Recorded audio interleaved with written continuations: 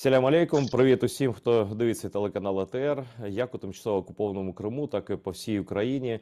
І за кордоном там теж у нас багато глядачів. І я дуже радий, що сьогодні знайшов час з нами поспілкуватися на саме міжнародні теми, які стосуються війни. Відомий журналіст, публіцист і політичний оглядач Пітер Залмаєв. Салям алейкум, Пітер. Алейкум ассалам. Друже, я так розумію, ми українською будемо, да? Так.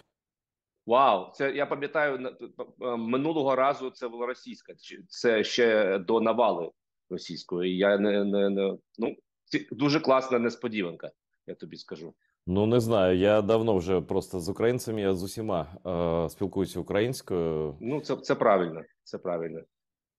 Слухай, ну, тема зрозуміла, бо я знаю, що ти був доволі тривалий час в регіоні Тихоокеанському, ну, а конкретно Японія, Тайвань, про який постійно йдеться в усіх розмовах, які стосуються Китаю, взагалі так званої геополітики. Тобто є про що запитати, але спочатку я хочу, знаєш, просто щоб ти розказав, що було найцікавіше в цій поїздці, в цій подорожі, і тоді вже будуть відтоді питання, бо я знаю, що ти багато цікавого там всього накопав. Що найцікавіше на твій погляд? Ну, я тобі скажу, це була, знаєш, така суміш персонального і такого корисного загального суспільного. Я маю на увазі те, що я подорожував туди, аби відвідати в Токіо мою родину, моїх хлопців маленьких. І я скажу тобі, мій старший пішов в перший клас японської школи 3 дні тому. Ось таке повністю сюрреалістичне життя, коли українці переховуються від російських ракет в Японії. От так і живемо. Ну і знаєш, це вже друга була моя подорож в Японію. Вперше я туди їздив ще в 15 років тому. Ну і це така країна, коли ти завжди сумуєш за нею. Дуже важко там уявити собі жити там постійно, бути громадянином цієї країни. Вона завжди була такою закритою, ти знаєш, країною. Але врешті-решт вона настільки затишна, настільки там все правильно зроблено, настільки там ходять настільки точно ходять потяги та інші засоби суспільного транспорту, що навіть Швейцарія позаздрила цьому. І ти знаєш, для мене найважливіший підсумок, теж висновок, це те, що Японія спромоглася бути настільки розвинутою, і я б сказав, класною країною, попри всі негаразди, попри проблеми, звісно, можемо про це поговорити пізніше, залишаючись демократією, ти знаєш, на противагу від китайської моделі, які зараз експортує, ба більше нав'язує світові Сі Цзіньпінь і команда. Японія настільки дисциплінована і гарна країна, залишаючись ліберальною демократією. Це дуже важливо.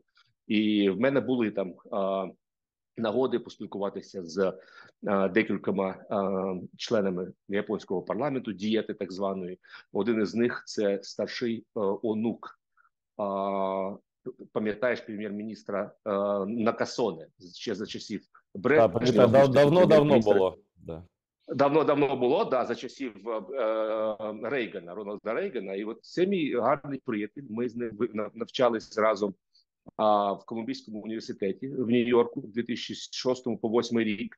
І ось він зараз є таким молодим депутатом японського парламенту.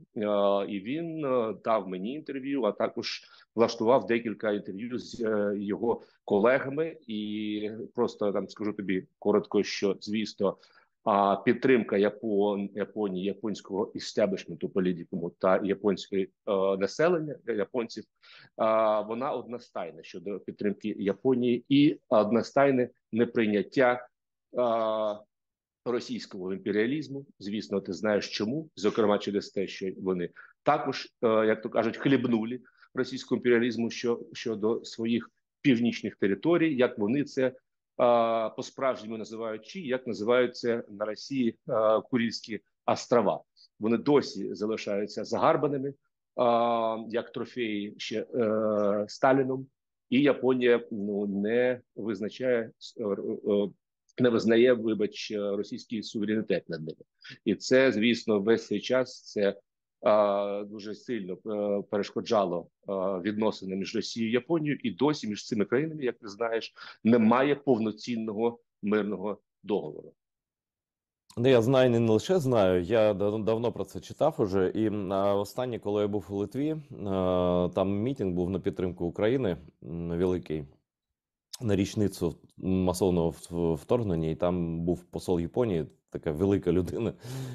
Я підійшов, потиснув йому руку і сказав, а він був у прапорі українському, щоб ти розумів, так?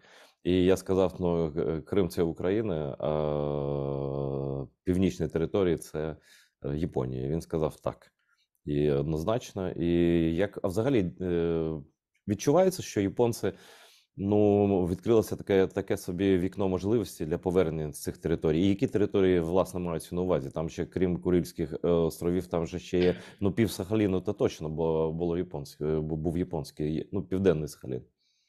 Ну, вони взагалі про пів Сахалину, да, вони дуже обережні, і загалом вони дуже обережні щодо цього питання, тому що вони не хочуть, звісно, змішувати питання встановлення, відновлення справедливості щодо своїх загарбаних Росією, Совєтським Союзом ще територій і питання підтримки України, тому що ну це як ти розумієш, ну можна надіслати неправильний такий меседж, що вони це роблять в якихось ну суто таких ну я розумію, давай так, прагматичних цілях. За замовченням це ж так і відбувається, тобто лише послаблення Росії. Да.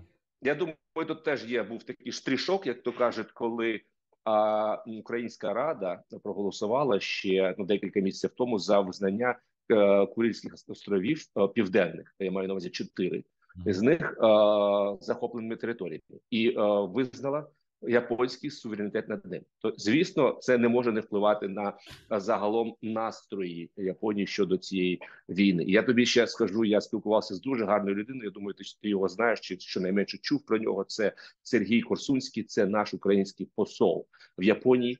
У мене була нагода прямо з ним записати величезне інтерв'ю в будівлі посольства, і він розповів мені таку цікаву історію про те, як правозахисні організації Японії направили офіційні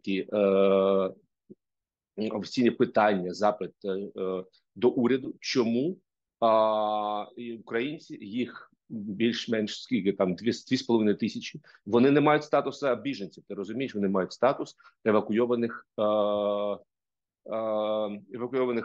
людей. І чому вони отримали набагато більше і уваги з боку уряду, і підтримки фінансової і тощо, ніж, наприклад, там невеличка купка афганців та інших біженців. І їх відповідь була дуже проста. Відповідь уряду. На це є така воля японського народу. Все. Вони навіть не були змушені пояснювати, чому можна тут собі додумувати, але от така була відповідь. Ти знаєш, я ще раз зазначу, що на противагу від наших європейських союзників, де точаться постійно всередині країни та між ними суперечки щодо того, наскільки доцільна аж така сильна підтримка України, а наскільки ми готові рвати відносини з Росією, чи це варто, ну ти розумієш, да?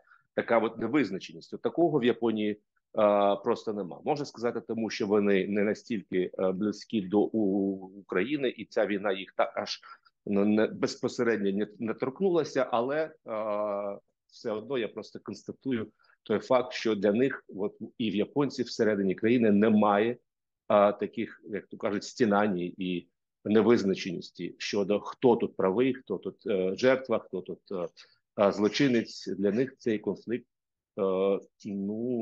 чорно-білий, я б сказав. Ну, це цілком зрозуміло. Японці, ну, по-перше, це порядні люди, це відомо. Тобто, слово честь для них це не пусте. Ну, а по-друге, вони дуже добре. Друже, Я тобі скажу, що теж тут не треба ідеалізувати японську історію. Ми ж знаємо, наскільки вони були жорстокою імперією. Там ми всі пам'ятаємо The Massacre, як це різанина, є таке слово українською в Нанкінгі, да, в китайському місті, і як вони, коли вони панували в Кореї, ну скільки там жахіть було створено, скільки буч там, ну будемо відвертими, накоїли японська колоніальна влада. Ти знаєш. Але що важливо, в всіх наших країнах і українців теж я тут не хочу рівняти всіх, але у всіх є свої скелети, да, в історії. І питання в тому, наскільки ти вивчив ці уроки. Ну і от тут Японія слугує саме прикладом того, які вони правильні уроки для себе вивчили. Ти розумієш, коли вони стали на шлях цивілізаційного світу завдяки Маршал-плану разом з Німеччиною. І як подолана країна, яка зазнала величезної поразки, вони вивчили ці уроки і стали дуже пацифістською країною. Це теж окреме питання, наскільки вони можуть дозволити собі продовжувати от такий шлях. Ну, Німеччина показала, що це вже, ти знаєш, не дуже виправдована позиція. Світ змінюється, і ти знаєш, Японія теж згідно тим.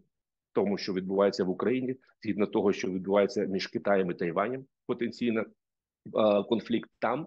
А вони теж зараз замислились про те, щоб потихеньку почати змінювати свою пацифістську конституцію. Це буде, ти знаєш, це просто порве наш, скажімо так, нинішню парадігму світову. Не забувай, що Японія це третя, якщо я не помиляюсь, третя армія світу. Ти знаєш, я от чув, тут треба передивитись, але вона одна в п'ятірці, я б сказав, що найменше найпотужніших армій світу. Ми про нього не чуємо, тому що вона згідно конституції має суто захисні функції, да? Захисні функції. Але я думаю, якщо все так піде, як воно йде зараз, навколо всіх конфліктів і навколо загарбницьких планів КНР щодо Тайваню, ми побачимо входження Японії в світову цю гру військову як дуже потужного гравця. І коли і якщо війде в Японія, ти знаєш, це буде взагалі інший світ, я тобі скажу.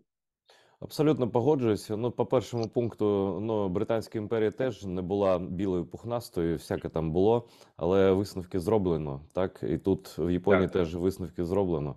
Це головне. А, наприклад, Китай жодних висновків не зробив, і Росія тим більше не зробила. Це просто інший дійсно світ. А щодо Сил оборони Японії, здається, вони так називаються.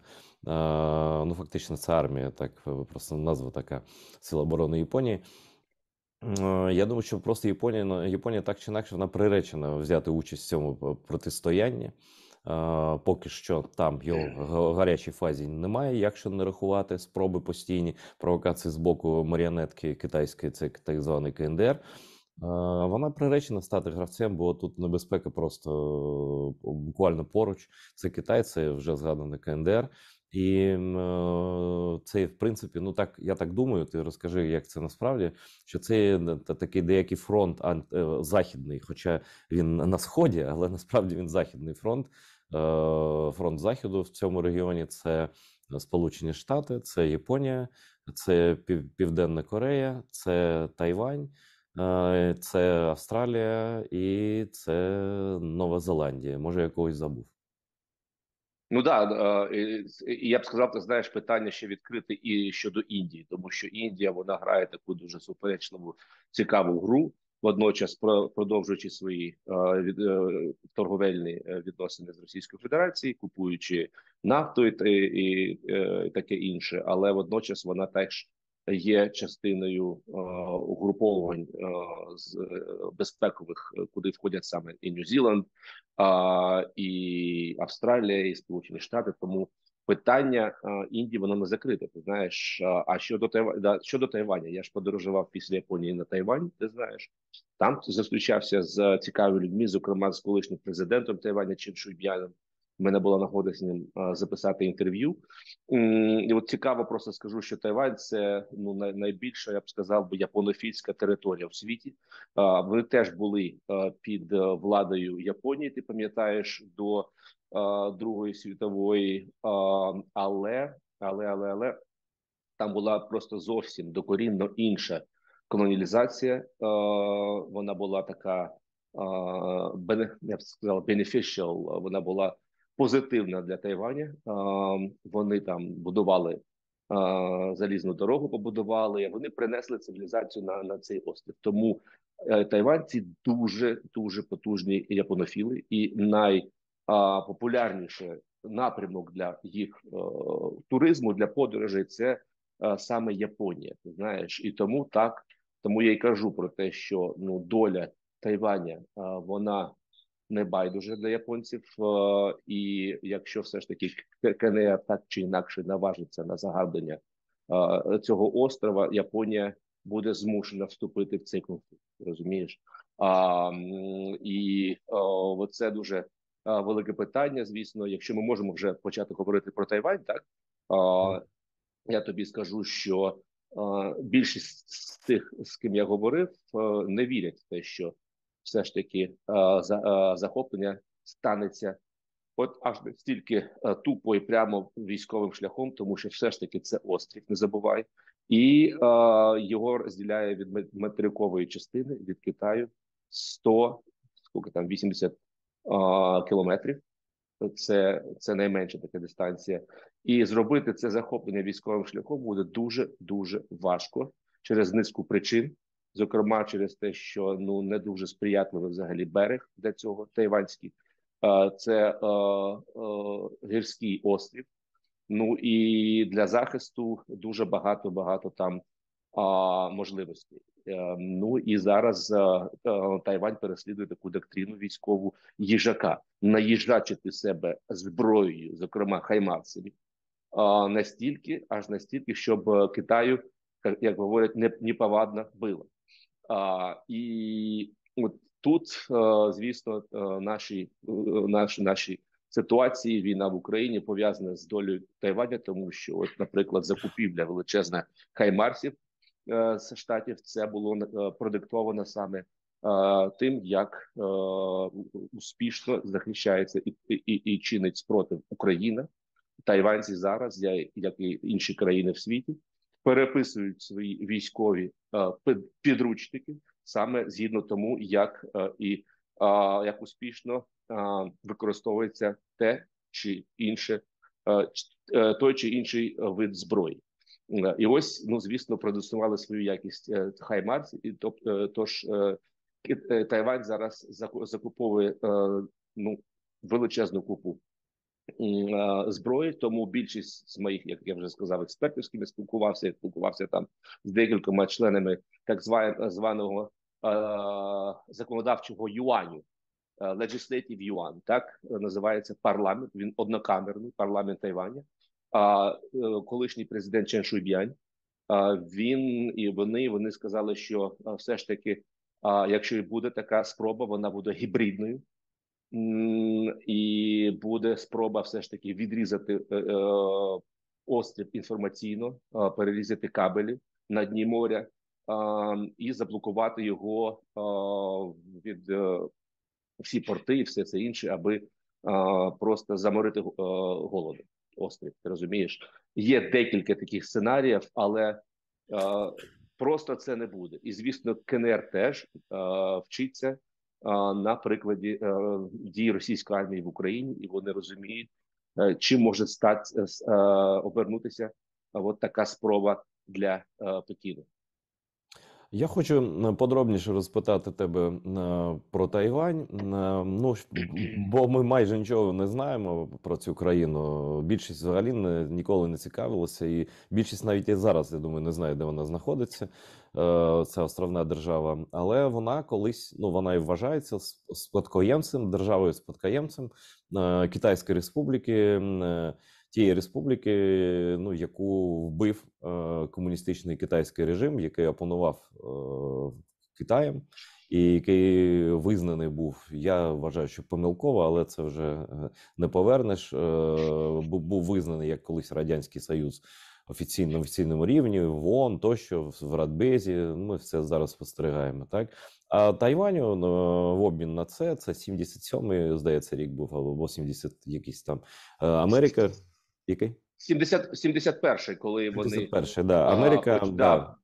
перестали визнавати місце Тайваня в Організації Об'єднаних Націй, і замість нього Ну прийшов так, да. Пекін. Це був такий компроміс з типу де-факто тим, що сталося, хоча там незаконне було захоплення, репресії, МАО, то ну що тут казати, все ми знаємо це більш-менш. А ось про Тайвань замало знаємо. Але я нещодавно спілкувався з однією людиною, він такий експерт з Китаю, доволі тверезий, і він сказав, що в принципі зараз Тайвань не можна вважати Китайською республікою, і вони самі вважають себе тайванцями, і там є ще корінні народи, а не лише ті залишки, ну нащадки залишків, не знаю, партії Гоміньдан цієї китайської, і що там, в принципі, зараз ну ліберальна демократія, і взагалі в них там ну, якось народилася своя окрема ідентичність тобто вони не китайці як такі, просто інші китайці, так? І ось все про це розкажи, про їхнє суспільство, про те, що вони знають про Україну, яка там підтримка є, і ким вони себе відчувають хорошими китайцями або тайванцями там. Або тайванцями, да, це знаєш, це аж на мільйон тайванських доларів, я б сказав, таке питання. Я теж його намагався розв'язати весь тиждень, що я перебував на острові. Воно складне, ти знаєш, і багатогранне. І якщо там, да, тут треба теж розділяти Тайпей, це столиця на півночі острова, та решту країни. Ти розумієш, щодо ставлення до КНР, щодо ставлення до ідентичності. Просто коротко почати з того, що ось ця революція в студентів в Гонконзі, так, яка відбулася в 18-му році, якщо я не помиляюсь, да, вона зробила ну аж просто надмірно, ну настільки багато, аби ну зміцнити саме тайванську ідентичність острова і привела до влади, зміцнила, я б сказав, владу протайванських політиків. І нинішній президент дуже незручний для Пекіну, на противагу від її попередника, який був членом партії Гоміндан. Ти розумієш? Ну і трохи історії. Гоміндан – це саме та партія Чан Кайши, і був його засновником, яка і заснувала Тайвань як Китайську республіку. Ти знаєш, і можна побачити портрети Чан Кайши і побачити його на купюрах валюти і так далі. Але це теж дуже суперечлива така постать, і щодо неї точаться досі суперечки, аргументи, і багатьма він взагалі вважається як такий, ти знаєш, ну я б навіть сказав, ДНРовець чи ЛНРовець. Я спілкувався там з багатьма, хто дуже гарно знається на українській історії і опікується нашими справами там на Тайвані, нашою діаспорою. Вони допомагали мені. І коли я от зробив це порівняння, вони сказали 100%. Чан Кайши, це багато хто вважає його таким собі Захарченко, ти розумієш? Навіть якщо він є батьком-засновником Тайваня, ти розумієш? Він все ж таки був таким великокитайським таким мислителем, ти розумієш? Він вважав, що решта Китаю має бути стати як Китай, і теж прагнув до об'єднання, ти знаєш, Тайваня і КНР, але на Ну давай все ж таки, слухай, я не можу не уточнити. Згідно моделі Тайваня, так. Пітере, ну все ж таки з Захарченком, з Алкашнею порівнювати людей формату Ататюрка ми не будемо, да? Там, в нього навіть жінка, одна з його жінок була росіянка, ти знаєш, у Чан Кайши, до речі. Ти не знав про це, ні? Але не, я тобі таку розкладаю палітру всього такого, ти знаєш, що теж мене, звісно, дуже здивувало. Але я тобі скажу, що те, як розганяли демонстрацію студентів, так протести студентів в Гонконзі, китайці, попри те, що взагалі в них ж була угода між Британією та колишньою колоніальною владою там, в Гонконзі і Пекіном, залишити от таку систему капіталістичну, там щонайменше на 50 років. Пам'ятаєш, да, цю угоду?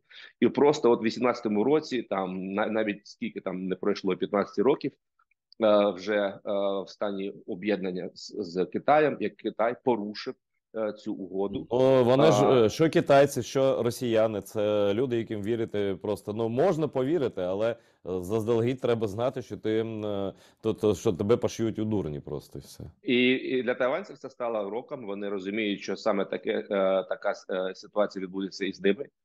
КНР не буде толерувати якісь там проявлення ліберальної демократії, чесних і свободних відкритих виборів, таке інше. Тому це зміцнило тайванську ідентичність. А так, ти знаєш, ну і взагалі тайванці, по праві, як ти сказав, можуть вважати себе справжнім Китаєм і мають на це, ну, звісно, прецедент, мають на це історичну правду, на те, що вони можуть бути суверенною державою. Взагалі, ти знаєш, навіть на рівні мови, якщо Китай дуже сильно спростив, як ти сказав, змінив свої іерогліфи, як ми їх називаємо, да, спростив, да, зробив простішими, реформував, то в Китаї, на Тайвані залишається така архаїчна, знаєш, писемність. І оці іерогліфи тайванські, вони для китайця дуже важкі для розуміння, тому що вони залишилися традиційними. Ти розумієш, оце теж така, ну просто такий штришок, я тобі надам. Тому дуже така складна, ти знаєш, шахівниця, я б сказав, на острові. І зараз так, Китай, чому я ще раз скажу, що на найближчі там роки я не знаю, чи ми можемо очікувати спробу захоплення острова, тому що, ну, по-перше, в 24-му році, вже в наступному році будуть нові вибори. Ця президентка, вона вже, її термін підходить до кінця, і Пекін буде робити все можливе, щоб прийшов до влади член партії Гоміндан. Знову ж таки, Гоміндан, який заснував цей Китайську республіку на острові Тайвань, він зараз вважається Пітере, ти ж розумієш, що ніщо не буває вічним, так? І республіканська партія зараз, і республіканська партія, коли її заснували, або за Рейгана, це абсолютно інші політичні сили. І саме так, як і партія демократів. Це ж була партія рабовладельців, як сказати, тих, хто володів. Расистів. Да. Расистів. Рабоволодарів, да.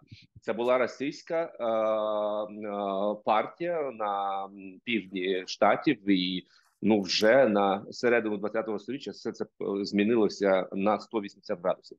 І Гоміндан зараз, партія засновниця Тайваня, вона є пропекінською силою. Я на своє щастя, все ж таки є і, знаєш, згідно журналістської логіці, і зустрівся з членом парламенту від партії Гоміндан, містером Чарльзом Ченом. І так, я почув, ти знаєш, навіть вони, коли йдеться про Україну, говорять всі правильні речі, що це загарбницька війна, ми маємо, мир має панувати, але не, ти знаєш, не за територіальними там уступками, чи все правильно сказав. Але коли мова зайшла про Китай, от він це відзначив дуже цікаву таку річ, коли я з ним зустрічався, президент Тайваня була з візитом в Штатах, подорожувала по Штатах, а його, голова його партії і колишній президент, він був з візитом в Китаї, ти розумієш? Оце дуже цікаво. Він сказав, що ми маємо балансувати питання захисту острова, але також ми маємо налаштувати діалог з Пекіном. Оце, якщо читати між рядками, оце йдеться тут про одну країну, дві системи. Але, як тобі сказав, навіть більшість тайванців вже не вірять, що це буде одна країна, дві системи. Ну, це, знаєш, це щось на кшталт того, як більшість українців до повномасштабного вторгнення або вагома частина українців вважала, що з Росією якось можна домовитися, там якось жити мирно. ну, мирно жити з ведмідем в одній хаті, ну, Так. неможливо. І Китай, він просто зараз він, ну, перетворився вже на таку дуже потужну, ну, не як замал, але приблизно таку диктатуру. Я тобі скажу, якщо ми говоримо про китайців, це така національність хань. Хань, да, якщо ми говоримо, тут треба розділяти. Да, і більшість населення Тайваня і жителів Тайпея це ханьці. Це саме є такий китайський етнос, який зараз, ну, ми будемо говорити, колонізував там Тібет, Сіньцзян, населений мусульманами і уйгурами.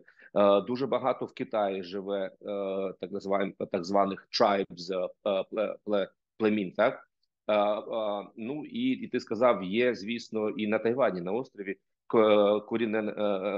корінне населення. Це племена, які взагалі там деякі з них вони вважаються членами австронезійської культури, і в них мови дуже відрізняються взагалі від китайських мов. Є тайванська мова. І мені навіть сказали, що вона споріднена з мандаріном, але відрізняється навіть більше ніж російська від української. Ти знаєш, це теж цікавий такий момент. Ну і тому я тобі сказав би так, підсумовуючи, що якщо ми візьмемо цей ханський світ, китайський мир, але говорячи про хань, то Тайвань це єдине таке місце, де китайці хань демонструють, що можна бути китайцем і бути ліберально-демократом, ліберально-демократичним.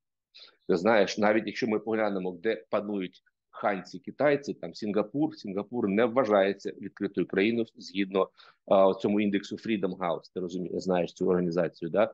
Навіть в Малайзії дуже великі проблеми з демократією. Ми про це знаємо. Я не знаю, де ще Індонезія, де живуть китайці, звісно, сам Китай. От і тому, звісно, це не дає спокою Пекіну мати під собою от такий приклад, як можна бути китайцем, можна бути успішним і можна бути демократичним. І ще раз не забуваємо, дуже великий теж момент тут. Тайвань має фактично монополію на виробництво напівпроводників, чіпів напівпроводників. Це дуже потужна індустрія. Звісно, я мав нагоду поїздити цією частиною острова біля місту Хсінчу. Це так званий Science Park, науковий парк. І ти знаєш, просто от 40 хвилин чи не менше, подорожуючи в автівці там за швидкістю 50 кілометрів в годину, це 40 хвилин перетнути цю територію. Ти розумієш, щоб ти просто уявляв собі, наскільки це величезна така територія. Ну і щодо питання, наскільки от цей важливий момент в планах Пекіна там намагатися контролювати, да, цю індустрію, не все так просто. Контролювати її само по собі буде дуже важко. Це великий такий ланцюг цього виробництва, і тут залучені багато країн, європейських країн, там від Норвегії до Нової Зеландії. Контролювати так просто без їхньої участі буде неможливо. І Тайвань вже надіслав сигнал, що він буде саботувати це. Ти розумієш, якщо будуть підірвані ці підприємства, ну відновити їх буде просто неможливо. Вони отримують собі такий тайванський Азовсталь. Я говорю зараз про можливих загарбників з Пекіну. Ну, давай трохи подробніше поговоримо про можливі сценарії, які пов'язані з агресією китайською. Ну, як я це бачу, а ти скажи, як ти бачиш. Я заочно, а ти наочно це бачив, як вони готуються, як озброюються, який захист. Ну, Сполучені Штати, вони ж, я просто не закінчив цю думку в минулому запитанні, що вони гарантували захист військовий, тобто вони зобов'язані воювати за Тайвань, на відміну від Будапештського меморандуму, де жодних зобов'язань не було. Ну, хоча я вважаю, що в принципі дух закону він не менш важливий за букву, але ну так сталося вже, що лицемірна політика вона така. А тут пряме зобов'язання Сполучених Штатів втручатися. Тобто, це фактично, якщо Пекін відкриває другий фронт, ну стоячи спиною до спини з Росією, фактично проти Заходу, то це вже відбувається де-факто світова війна. І дуже така загрозлива, дуже така імперська риторика з боку Сі. Він готує, ми будемо готуватися до війни, то все інше. Але щось я не пам'ятаю, щоб колись Китай вигравав війни, ну крім захоплення монастирів на в Тибеті, або уйгурів, яких там 20 мільйонів, і вони просто потрапили під китайську військову махіну тоді ще, да, давно. Ну, і вони І перебувають зараз по факту в таборі, в такому величезному абсолютно так. таборі. Ну і це те саме, що було б з українцями, які б залишилися живими Так. на території України, якби Росія перемогла. Ну таке. І в принципі ніхто не знає реальну силу китайської армії. Захопити Тайвань дуже, ну, з військової точки зору, дуже складне завдання. Тут можна не захопити, а отримати так, що просто залишиться без флоту за 3 дні, за тиждень. І Так, все це дуже схоже на останнє китайське попередження. Це коли лякають і нічого не роблять там десятиріччями. Так наскільки і ти сказав сам на початку програми, що в тайваньці більшість не вірять в те, що в таке пряме військове вторгнення. Але тут є одне але. Українці теж не вірили так, в так. пряме вторгнення. Просто я просто не договорив, але ти просто зняв з мого язика. Це да. Ну, ось Так. проаналізуй ситуацію, як вони серйозно готуються. Наскільки, на твою думку, не на думку теж і тайванців, а на твою думку, чи спроможний Китай на таку дуже ризиковану авантюру? Ну, ти знаєш, ти перелічив всі важливі тези щодо спроможності Китаю чи неспроможності провернути таку військову аферу. Я б тільки додав ще після відходження американських військ з В'єтнаму, ще тоді у Китай був такий занурився в таку аферу проти В'єтнама на набагато меншої країни, і це все вийшло дуже погано для Пекіну. Тому остання така війна вона була дуже неуспішною для Пекіна. Це теж треба додати. У мене, на жаль, ти знаєш, у мене був підручник. Журналісти на Тайвані мені подарували. Саме я не взяв з собою. Це така брошурка. Ти знаєш, де просто для школярів йдеться про.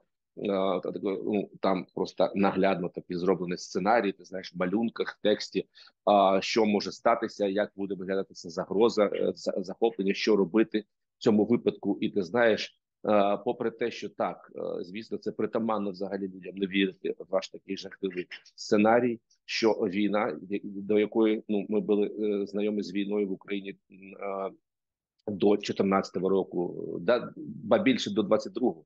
Для багатьох, ти знаєш, з українців війни не існувала. Для киян тут до 22-го року. Ти знаєш, але вона для нас в нашій уяві існувала як чорно-біла війна, така, знаєш, війна там з кінохроніки, там Друга світова. А тут вона перед тобою в повному кольорі. Ти розумієш, от в це вірити дуже важко. І попри те, що там немає таких, хто покидає острів, ти знаєш, таких великих, я маю на увазі масштабах, такого немає. А все одно уряд готується до цього саме завдяки українській війні. Вони бачать, що це можливо, і що лідер країни, який не переобирається, який вже понад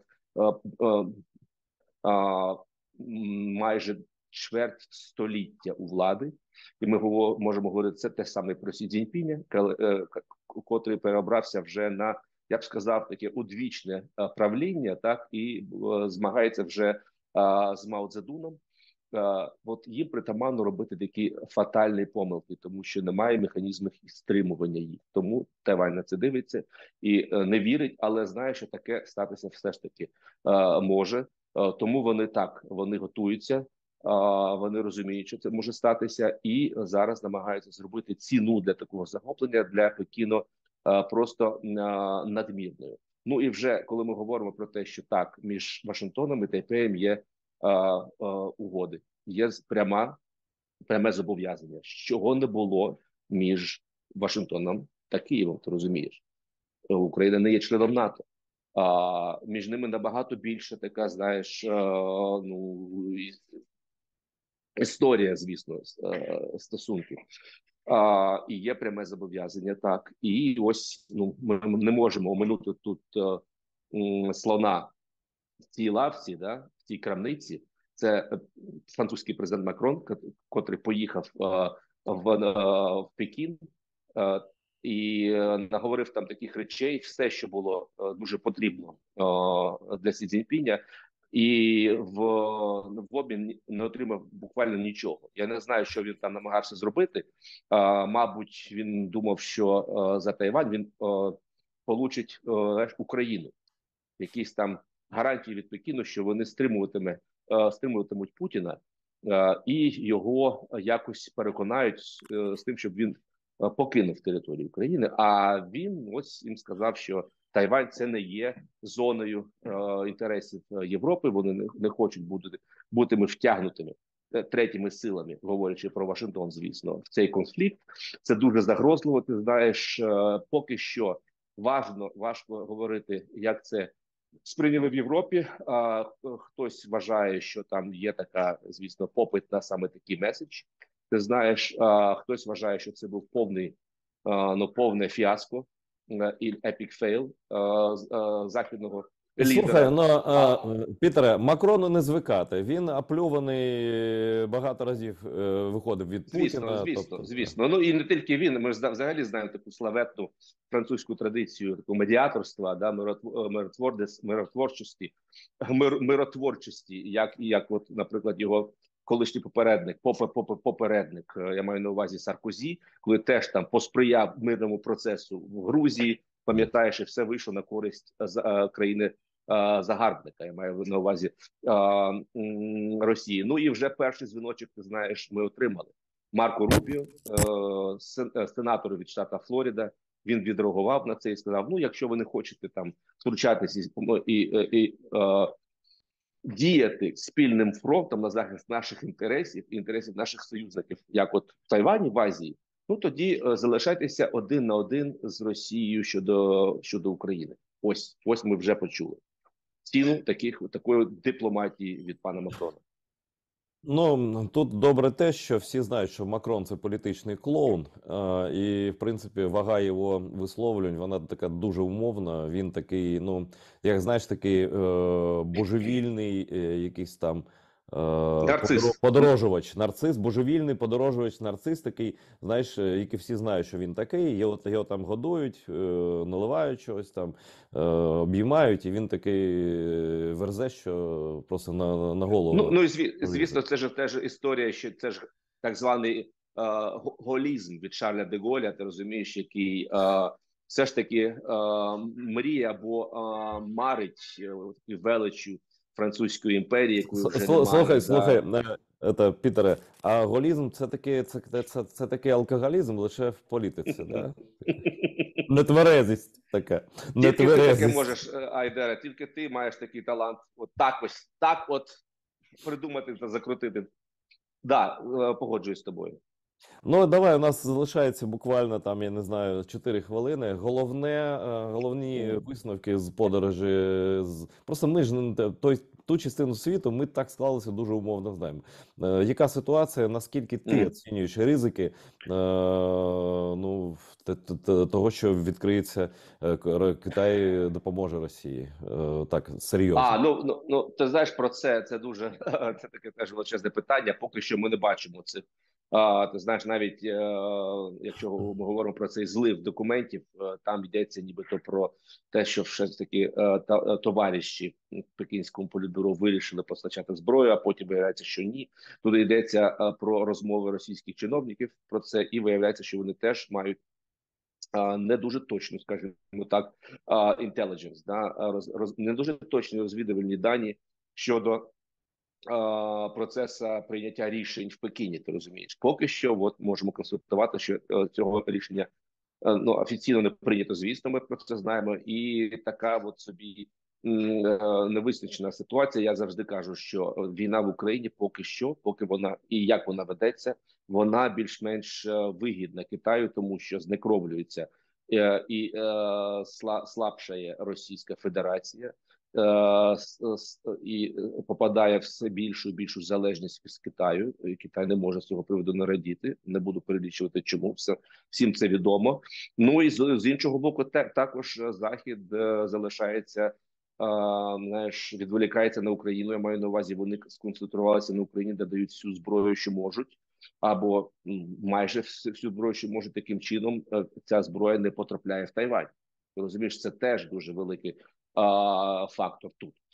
Тому Китай буде робити все, щоб ця війна продовжувалася. Знаєш, тому що ми знаємо теж, що якщо вони вирішать там, вони можуть закінчити цю війну. От ми можемо це констатувати. Єдина країна, яка може вплинути на Путіна, це Китай. І просто от зараз підсумовуючи, я теж все ж таки зверну увагу на те, що тут питання для України. Весь цей час вони взагалі не розвивали відносини з Тайванем через побоювання роздратувати Китай саме зараз, звісно, от аби не налаштувати Китай проти України, не підштовхнути до надання зброї Росії. Я зустрічався з українцями на Тайвані там і з нашими прихильниками, просто сторонниками України там. Вони вважають, що це дуже хибне ставлення, що це ніяким чином не вплине. Ну а тут можна дискутувати про це. Саме через те, що, наприклад, Москва, яка звісно, знаємо, в яких зараз відносинах з Пекіном, таких васальних, я б сказав, вона весь цей час має представництво на Тайвані і не заважає це її близьким відносинам з Пекіном. Тобто, от я просто хотів би на цьому закінчити. Знаєш, звернути увагу на те, що Україна от не спромоглася розвивати свої відносини з Тайванем, та Тайвань готовий допомагати Україні багато чому. І ось тут знову ж таки не буду говорити і давати знаєш раду нашому уряду, але ось просто така ситуація, що і на Тайвані Росія, знаєш, продемонструвала, я думаю, я б сказав би більший глузд, розумієш, в підході. А ми, як то кажуть, пасли задніх весь цей час. І ось от така справа. І це попри те, що на Тайвані, ти знаєш, особливо в перші місяці війни, просто скрізь на острові прапори жовто-блакитні і абсолютно одностайна підтримка нашої країни. Дякую за розмову. До речі, Пітере, ми лише маємо визначитися на Тайвані або в Тайвані. Тобто тут треба в них запитати. Ти знаєш, треба запитати, але так, я так кажу кожен раз, і виникає паралель з Україною, і здається, що в Тайвані казати все ж таки краще. Ну так, це її остров і окрема держава. Дякую тобі за розмову, дуже цікаво було. Гарного дня і вдячний всім глядачам телеканалу АТR, які дивляться нас по всьому світу. Дивіться АТR далі.